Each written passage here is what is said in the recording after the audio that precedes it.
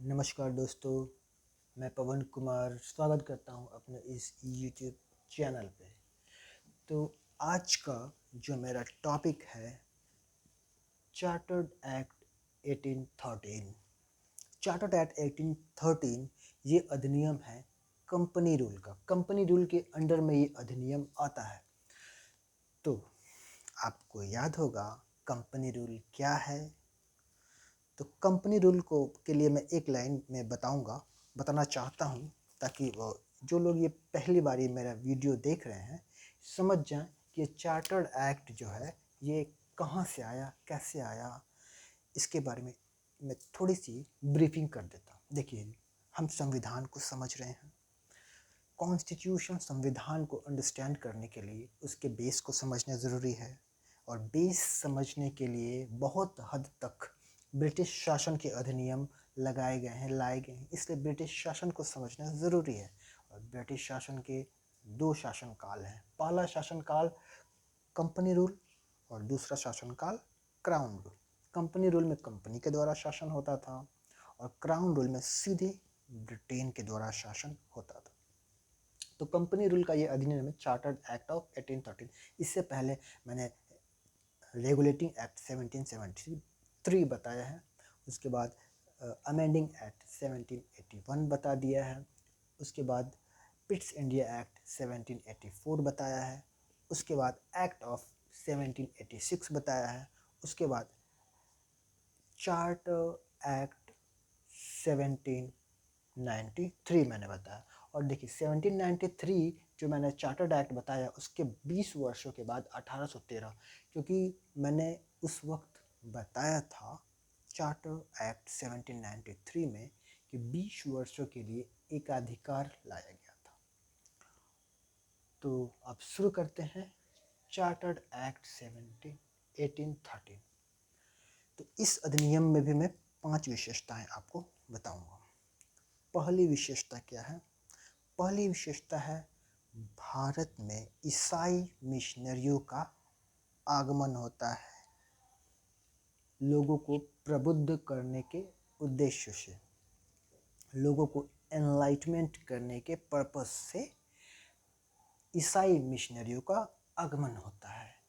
तो इस अधिनियम की पहली विशेषता यही है कि ईसाई मिशनरियों को भारत में लोगों को प्रबुद्ध यानी एनलाइटमेंट करने के लिए प्रेरित किया जाता है। ईसाई धर्म के बारे में मैं एक छोटा सा जानकारी और देना चाहूँगा। 52 एडी में ही भारत में पहला church Saint Thomas church Kerala में आया था। केरल में बनाया गया था। यानी कि ईसाई धर्म जो है बहुत ही पुराना धर्म है, लेकिन इस धर्म को सशक्त करने का सबसे पहला जो कोशिश और सबसे पहला सफलता इसी को माना जाता है कि 1813 में यह अधिनियम में यह लाया जाता है कि ईसाई मिशनरी को अलाउड कर दिया जाता है कि आप आइए और यहाँ के लोगों को प्रबुद्ध करिए, एनलाइटमेंट करिए। ये पहली विशेषता मैंने आपको। और दूसरी विशेषता है कि यहाँ पे जो कंपनीज थी और सभी कंपनीज क्षेत्रों में बटी हुई थी। कंपनी के जितने भी क्षेत्र थे उस सभी जगह ब्रिटिश का संप्रभुता स्थापित किया गया। यानी कि कंपनी की जो क्षेत्र हैं जहाँ पे वो व्यापार कर रहे थे, और जो भी डिसीजंस लेने होते थे, निर्णय लेने होते थे, वो सीधे ब्रिटेन से लेने होते थे। तो इसलिए क्राउन रूल को यहाँ पे ब्रिटिश क्राउन की संप्रभुता पर जोर दिया गया। तो दूसरी विशेषता चार्टर्ड एक्ट 1813 की यही है कि भारत में कंपनी के क्षेत्रों पर ब्रिटिश क्राउन की संप्रभुता पर जोर दिया गया। अब तीसरी विशेषता पर हम आते हैं। तीसरी विशेषता यह है कि भारत में जो कंपनियां हैं और कंपनी के क्षेत्र जो बटे हुए थे, उन क्षेत्रों में जो शिक्षा लाई गई, जो शिक्षा कैसे लाई गई? वेस्टर्न एजुकेशन पॉलिसी पहली बार लाया गया, यानी कि ब्रिटिश क्षेत्रों के निवासियों के बीच पश्चिमी शिक्षा के प्रसार का प्रावधान किया गया। यह तीसरी मैंने आपको विशेषता बताई। तो तीसरी विशेषता के बाद अब आते हैं चौथी विशेषता में, और चौथी विशेषता ये है कि इस चार्टर्ड एक्ट का सबसे कड़ा हमको लगता है विशेषता यही है कि जो स्थानीय लोग थे कंपनी के अंडर में, उन लोगों के ऊपर टैक्स लगाना शुरू कर दिया गया।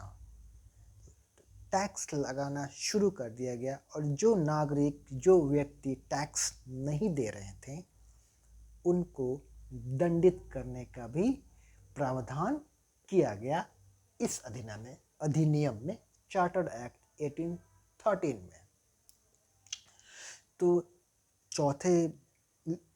चौथी विशेषता क्या है इस अधिनियम की? यही कि इस अधिनियम में यह नियम लगाया गया कि जो स्थानीय लोग हैं, जो लोग रह रहे हैं, उनके ऊपर टैक्स लगेगा, और टैक्स जो नहीं देगा उसको पनिशमेंट दिया जाएगा, दंडित किया जाएगा। तो ये जो मैंने बताया आपको चौथी विशेषता। तो चौथी विशेषता के बाद अब हम आते हैं पांचवी विशेषता पे, और पांचवी विशेषता ये है कि भारत में जो एकाधिकार है, जो ट्रेड मोनोपोली है, उसको समाप्त कर दिया जाता है। और ट्रेड मोनोपोली को समाप्त करने का मतलब ये है कि ब्रिटेन के जितने भी ट्रेडर्स या व्यापार हैं, उन लोगों के लिए भी रास्ता खोल दिया जाता है, अच्छी तरह से खोल दिया जाता है। रास्ता तो खुला हुआ था ही, लेकिन इस ट्रेड मोनोपोली को, यानी कि भारत में व्यापारिक जो एकाधिकार है, उसको समाप्त करने के बाद ब्रिटिश के जो व्यापार हैं उनके लिए रास्ता खोल दिया जाता है। और दूसरी तरफ जो चाइना के साथ जो रिलेशन है, चाइना के ऊपर जो मोनोपोली है, उसको समाप्त नहीं किया जाता, यानी कि चाइना चाय बेचने के एकाधिकार को स्थापित रखता है। वो चाय का व्यापार कंपनी का एकाधिकार जारी रखा।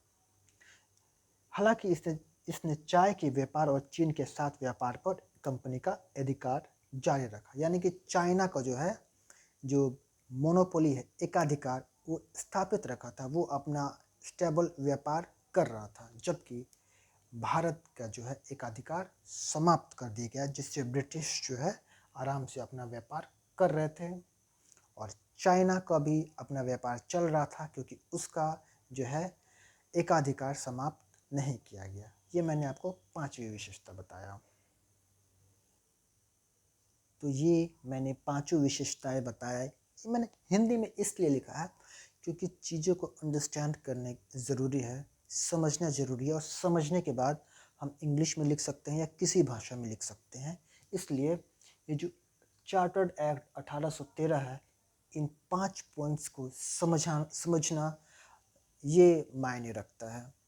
तो ये मेरा आज का पांचों विशेषताएं चार्टर्ड एक्ट 1813 मैंने बताया।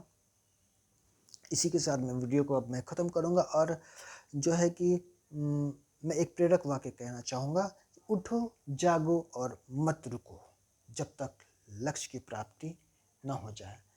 तो अब देखते हैं, मैंने जो विशेषताएं बताई, मैंने मुझे कॉल्स मेरे दोस्तों ने, मेरे भाइयों ने कहा कि आप जो है ये टेक्निक जो है चेंज करना होगा बताने का, इसलिए मैंने जो है इसको पॉइंट बाय पॉइंट लिख करके समझाने का ये कोशिश किया। कोशिश कैसा लगा?